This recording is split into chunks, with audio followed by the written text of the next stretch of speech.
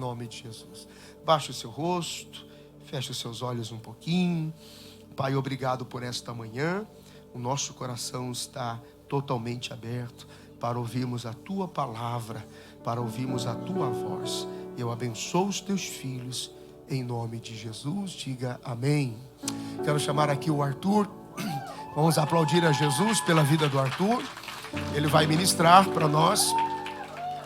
O Arthur esteve conosco uma semana de folga, mas ele está voltando hoje à tarde para o CFNI em Dallas. Aí volta só no final de maio.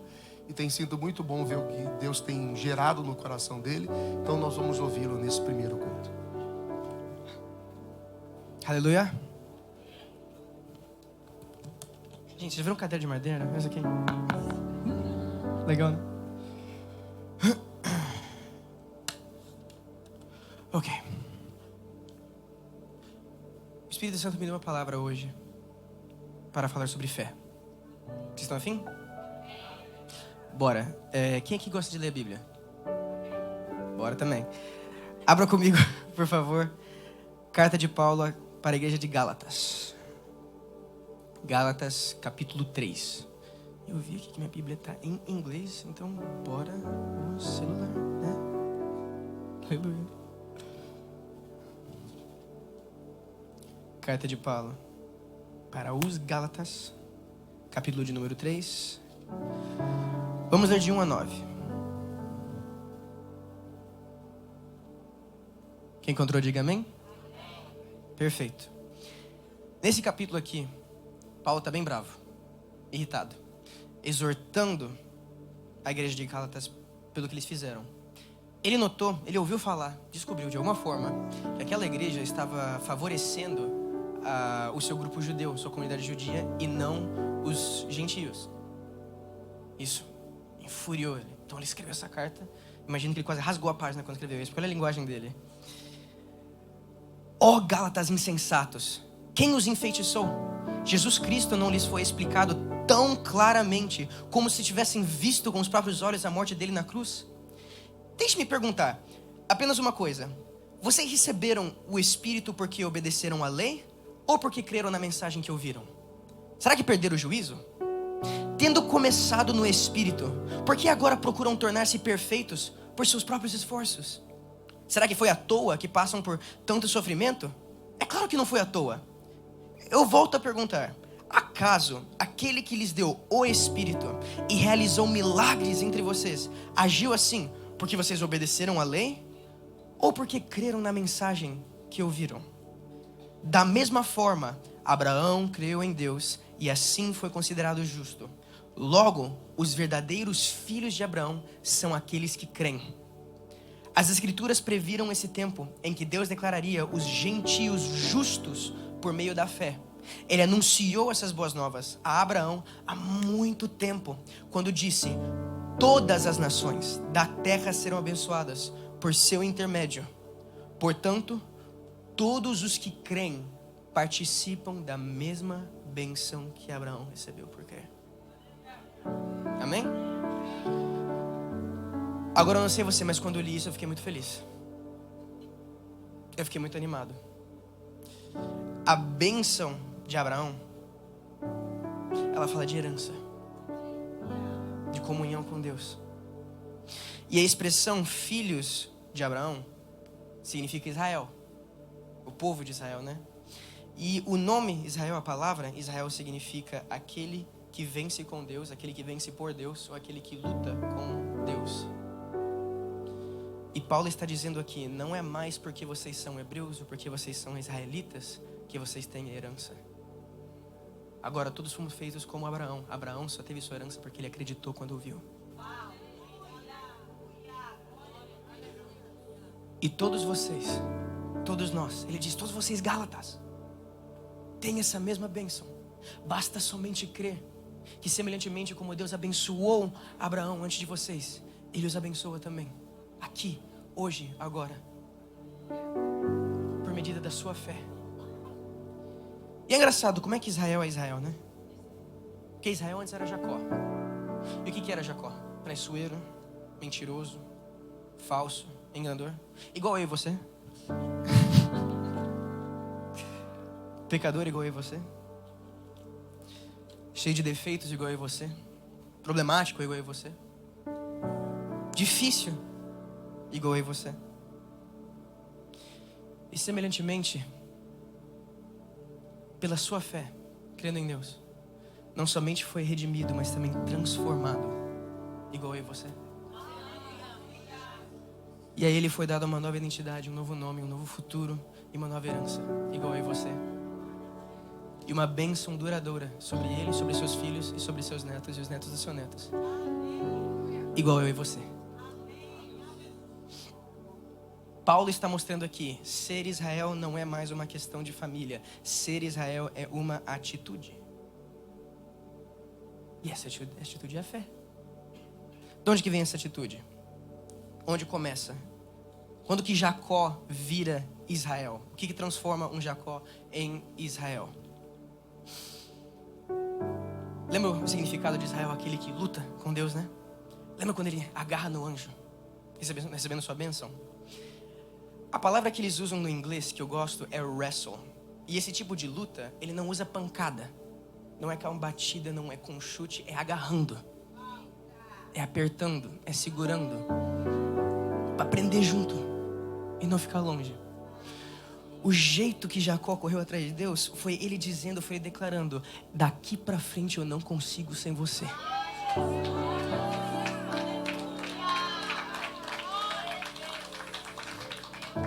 Daqui para frente eu não aguento essa jornada sem Deus.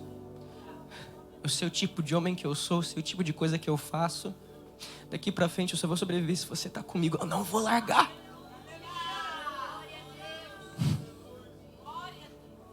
E aí que um Jacó se torna Israel.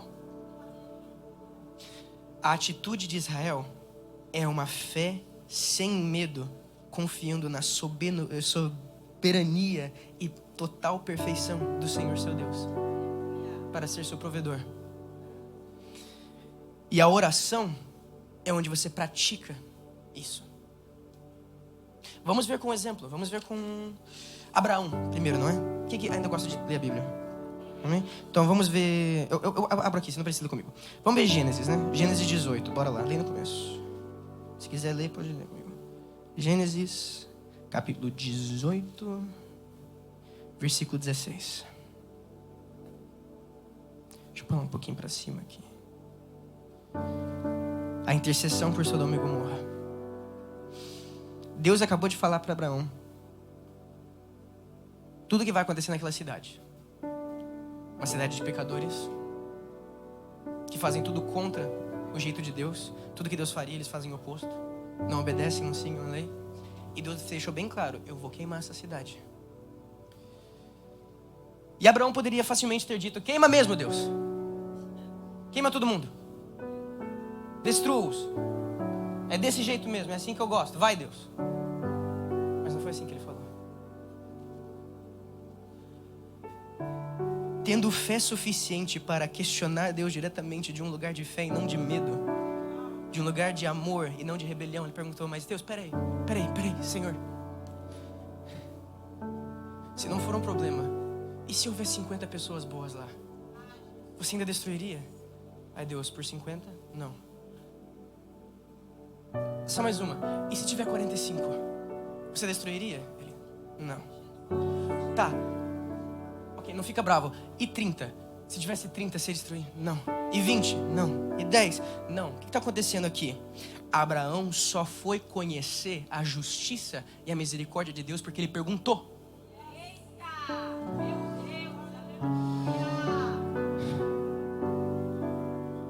Deus só é realmente seu Deus quando você o busca conhecer.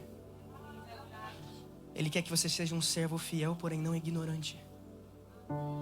Pois qual é a maior, sabe? Conhecer Deus porque você ouviu falar, ou conhecer Deus porque Ele falou com você. Abraão estava aprendendo, descobrindo algo sobre Deus naquele momento, mas ele teve que perguntar, buscar, procurar. Deus está falando para ele: eu não quero matar ninguém, mas eu sou justo, mas eu também sou misericordioso. A minha vontade sempre será feita porque eu quero fazer ela. A única diferença que você pode fazer é pedir para participar. Deus sempre vai ser Deus. Deus sempre vai fazer o que Ele quiser. Se Ele quiser fazer, Ele faz. Se não quiser, Ele não faz. A única coisa que a gente pode fazer é perguntar a Deus: eu posso ver? Eu posso fazer parte? E ainda mais buscar entender. Porque Deus quer fazer a sua vontade, mas mais do que isso, Ele quer que você conheça a vontade. Porque quando você conhece a vontade, você consegue passar esse tempo com Deus, esse relacionamento com Deus, sem sempre estar confuso. Quem conhece o jeito que Ele trabalha, o jeito que faz, descansa. Tem que ter aquele coração de Abraão, aquela atitude de Israel para falar: Deus, mas por quê? Deus, mas como? Deus me ensina, Deus me explica. Deus, e se for isso, ou se for aquilo? Se isso não vem de lugar de medo, mas de lugar de fé, Ele responde. A atitude de fé faz com que toda pergunta que você faz para Deus seja uma boa. Mas se toda pergunta que você faz para Deus é a base do medo, toda ela é péssima. Toda pergunta para Deus baseada no medo é uma má pergunta. Mas toda pergunta baseada em fé é uma ótima. Ele ama ouvir. Ele quer que você busque, Ele quer que você pergunte, Ele quer que você entenda. Outro exemplo. Êxodo 32. Capítulo 32, versículo 11. Moisés intercedendo pelo povo de Deus porque eles foram adorar um boi dourado. Lembra dessa? Lembra? Ok. Moisés sumiu por 5 minutos e a fé daquele povo imediatamente caiu. Estava dando um boi dourado. E Deus falou para Moisés claramente: não, eu vou destruir esse povo. Esse teu povo aí não me quer, não me obedece. Então, chega. Vou acabar com eles hoje, agora. E Moisés podia ter falado: bora. Queima, destrói, acaba com tudo. Tô nem aí. É preciso um pouquinho de mais fé do que isso para buscar entender as obras de Deus e interceder. Versículo 11. Moisés, porém, tentou apaziguar o Senhor seu Deus. Ó Senhor, exclamou ele, por que estás tão irado contra o próprio povo que tiraste do Egito com tão grande poder e mão forte? Por que deixar os egípcios dizerem: o Deus deles os resgatou com a má intenção de exterminá-los nos montes e apagá-los da face da terra? Deixe de lado a tua ira ardente. Arrepende-te quando esta calamidade terrível que ameaçaste enviar sobre o teu povo. Lembra-te dos teus servos Abraão, Isaque e Jacó. Assumiste um compromisso com eles por meio de juramento, dizendo: tornarei seus descendentes tão numerosos quanto as estrelas do céu. Eu lhes darei toda esta terra que lhes prometi, e eles a possuirão para sempre. Então o Senhor removeu sua calamidade e toda ameaça. Quer ver você mexer o coração de Deus? Fala que você conhece Ele. Essa questão, mas Deus, você não disse.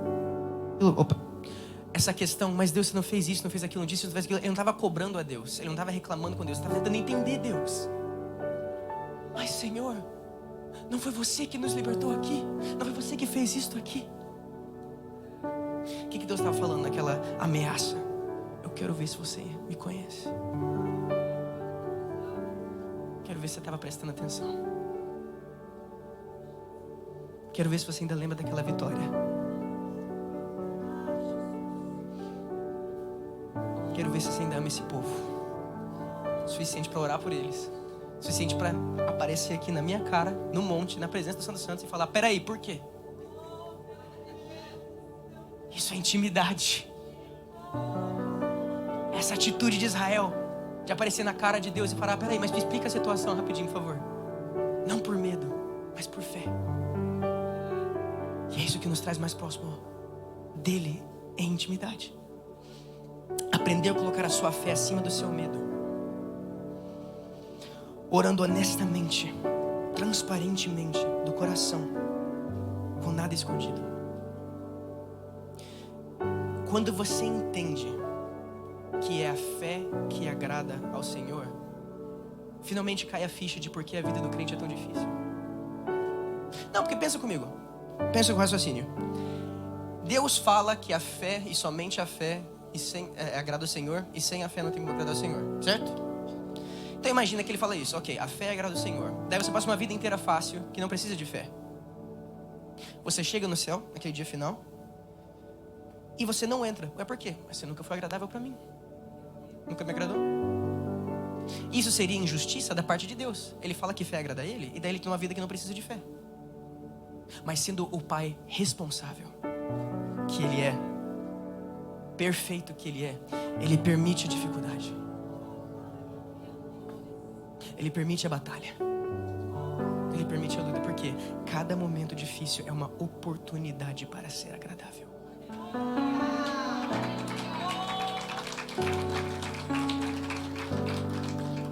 Para que quando chegar aquele dia, você está na presença dele, na cara dele, e fala: você fez bem, bom e fiel servo. A gente precisa de uma razão para praticar essa fé. E cada vez que a vida é difícil, é Deus te dando uma chance, uma oportunidade para ser agradável. Deus quer falar com você, não com a ideia de você ou uma versão de você, mas aquele que você realmente é no seu coração. Ele não quer uma oração censurada ou talvez traduzida para ficar encaixotada numa linguagem ou um vocabulário de oração. Não, fala o que está no teu coração. Fala a verdade. Quando você está orando, Deus não quer que você fale o que está certo, Ele quer que você fale o que é verdade. O Pai conhece. E não permita que você tente mascarar a sua dor com religiosidade. Ainda mais em oração, falando para Deus: Deus, tá ruim e tá difícil, mas a Bíblia diz que você é bom, então tá tudo bem, vai ficar bem, amém. E Deus está te dizendo: eu sei o que está escrito. Eu escrevi. Agora me fala que está errado. Confia em mim. Pela primeira vez, confia em mim. Me entregue esse problema e eu te explico por que eu escrevi aquilo. E você entende na prática. Isso precisa de humildade. O orgulho sempre se levantará contra a humildade. Isso pode criar uma falta de honestidade com Deus. A gente tem que aprender a contar tudo para Ele.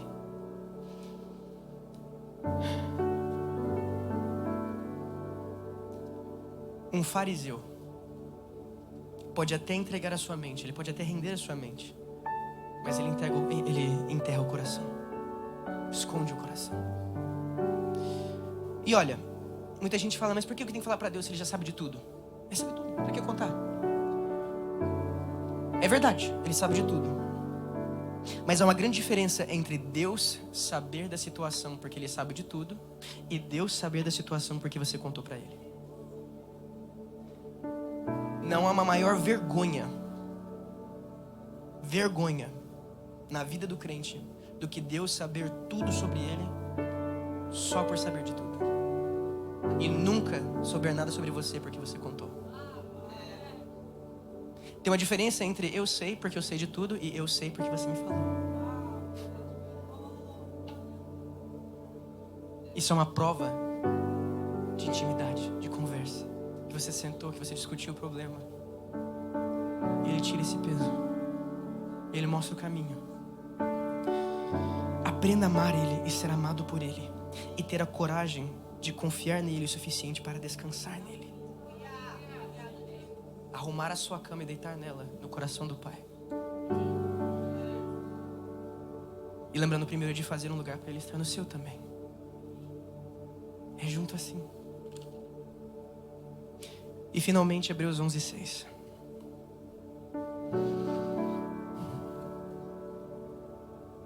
Está aqui. Hebreus capítulo 11, versículo 6. Sem fé é impossível agradar a Deus. Quem deseja se aproximar de Deus deve crer que Ele existe e que recompensa aqueles que o buscam. todo esse momento de fé veio da busca. Busca de conhecer Ele, estar mais próximo dEle, estar mais perto dEle. E essa busca é a nossa bênção. Abraão, a história dele só começa porque Deus falou primeiro. Deus o chamou, deu um caminho, falou: eu te escolhi, você vai para a terra prometida, leva a tua família. O literal começo dessa história começou com um convite para busca. Sempre foi sobre busca, desde o começo, desde o início. Foi Deus chegando como e falar: ó, eu tenho uma promessa para você, estou te dando a oportunidade, o que você vai fazer? Essa história sempre foi sobre busca, sempre sobre conhecer, sempre sobre querer mais dele. Sobre qual é a resposta do homem para o chamado de Deus.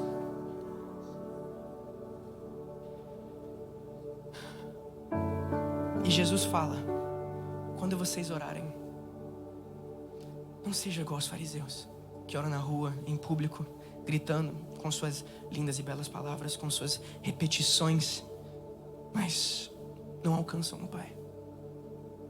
Já receberam sua recompensa, já fizeram seu papel religioso, mas quando vocês orarem, entre no seu quarto e fale com o seu Pai que está no segredo. Amém? Fique de pé comigo um momento, rapidinho.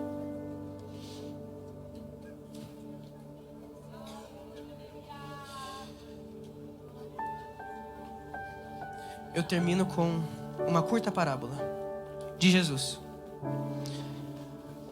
Havia uma vez um homem muito rico, dono de uma terra bem grande. Ele precisava de outros homens para trabalhar naquela terra. Pela manhã apareceu um e ele disse: você, trabalhe na minha terra até o pôr do sol e eu lhe darei dinheiro. E ele foi. Pela tarde, um segundo apareceu e ele disse: você, trabalhe na minha terra até o pôr do sol e eu lhe darei dinheiro. E pelo fim da tarde, quase à noite, um terceiro apareceu. Ele falou: você, trabalhe na minha terra até o pôr do sol e eu lhe darei dinheiro. Finalmente o pôr do sol chega, o dia acaba. Os 3 trabalhadores se apresentam ao dono da terra. E ele começa a pagar eles. Ele dá para eles o mesmo tanto de dinheiro, igual. E eles começam a reclamar. O que chegou primeiro falou: poxa, eu tô aqui desde manhã. Eu trabalhei mais do que esses 2, por que você pagou igual? O segundo falou: eu cheguei mais cedo do que ele, por que ele tá recebendo igual? E o terceiro falou: olha, eu sou o último a chegar, até eu tô confuso. Por que você não pagou igual? E ele falou: a condição não é o quanto tempo você trabalhou, é o fato que quando eu chamei você veio.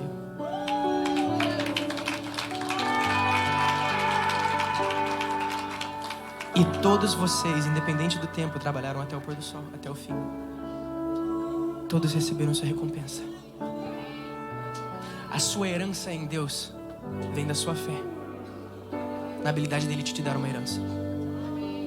Ele pode te dar uma herança? Sim? Amém.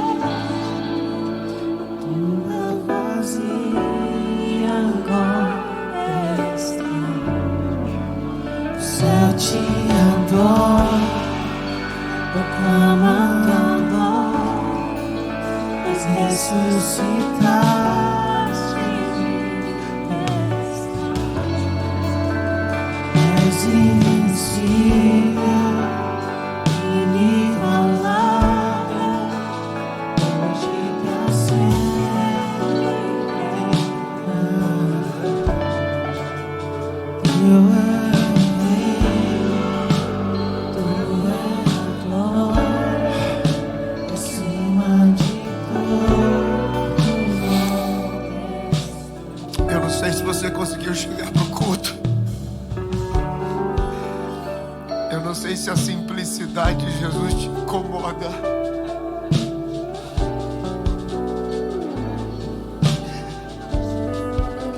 Nós ouvimos a voz de Deus. Nós ouvimos a voz de Deus.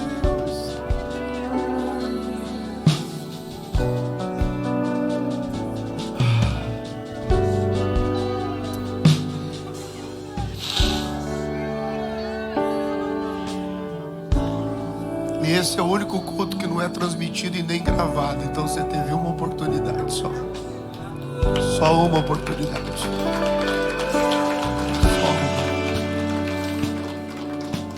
Levante as tuas mãos lá em cima, não precisamos falar mais nada.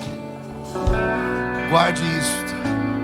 Quando você for orar a próxima vez, fale para Deus que você o conhece. Fale para Deus que você o conhece. Que você sabe do que Ele é capaz. E que você confia nele. Que o Senhor te abençoe e te guarde. Que o Senhor levante o rosto dele sobre você e tenha misericórdia de você. Que o Senhor sobre você levante o rosto e te dê a paz. Bom domingo, boa semana. Nos vemos domingo que vem.